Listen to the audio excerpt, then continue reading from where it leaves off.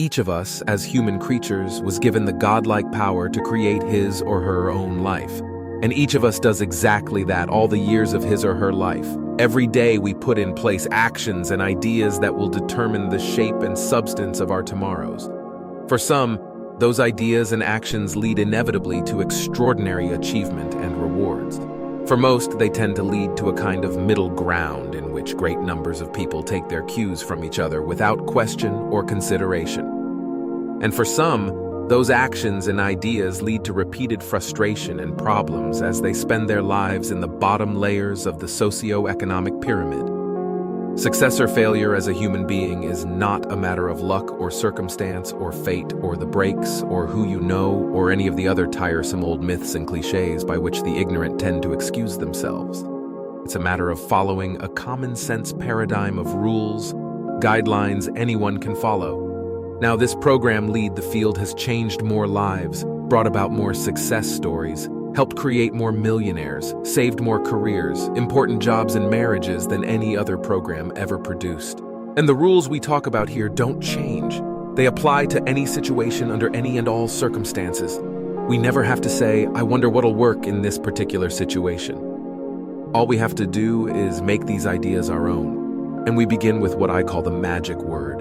We all want good results from life in our home, our work, and in all our contacts with other people. And the most important single factor to guarantee good results, day in, day out, all the months and years of our lives, is a healthy attitude. Attitude is the magic word. Attitude is defined as the position or bearing, as indicating action, feeling, or mood. And it is our actions, feelings, or moods which determine the actions, feelings, and moods of others.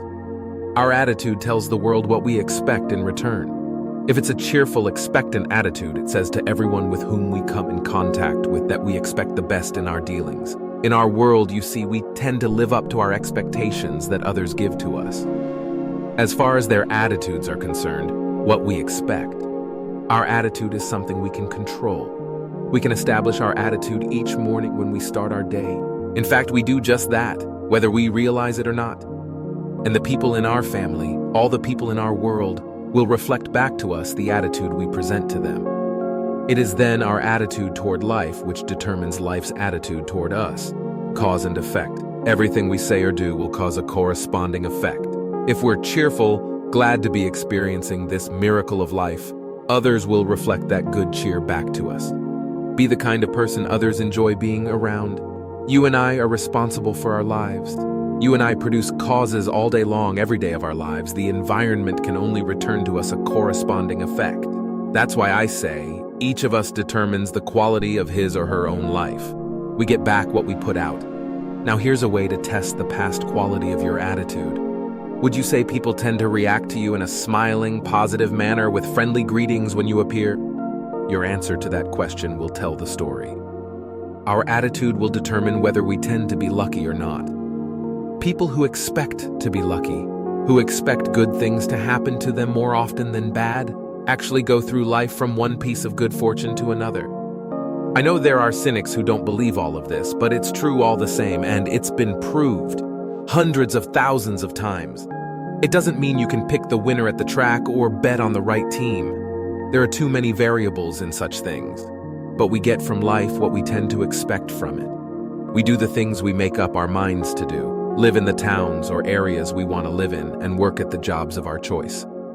Once we learn the magic of putting our minds and attitudes to work in our lives, the person with the attitude that he can't do something will seldom do it. The person who believes he can, does, perhaps not the first time. But his attitude gives him the confidence to stay with it until it's been accomplished. These people had tired attitudes. They expected to be tired. But if they were leaving on vacation that morning or a special weekend were coming up, chances are they'd get up feeling great. Nearly every time I've started something of some size and risk, I've had people tell me not to try. You'll just lose your shirt, they'd say. They had losing attitudes. I never gave it a thought. And you'll find that typical of people who get things done. They may proceed with great caution and care and go to great lengths to avoid making any unnecessary mistakes.